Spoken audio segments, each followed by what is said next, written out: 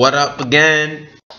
Now previously on the other video of games and movies, I'm doing the games and movies part 2, which talks about more about games and movies, like, stuff like I said before, Left 4 Dead, Mortal Kombat, all this other stuff. There's a lot of things I gotta talk about too.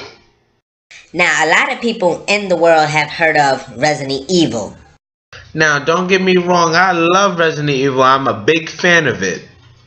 And it's cool, when they make a lot of changes through the process of the film and the movie. When I saw the first game of it, it was mad different. Especially other movies and other games, like, superhero games. Especially the superhero games. Now, a lot of superhero games and a lot of superhero movies came out in the world, and every single time there's a superhero movie or superhero game, it's always New York, where they gotta be at.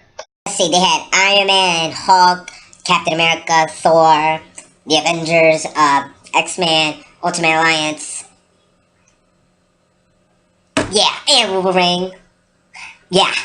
Especially about X-Men, Wolverine. How I saw in Wolverine, they had Deadpool. Deadpool has a mask with a red suit on and black and, tight costume.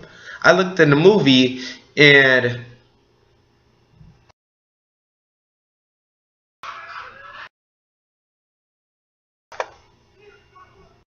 some people say also that movies and games also have big mistakes when they make each one, especially the remakes, like part 2, part 1, part 3, part 8, when they go overboard sometimes.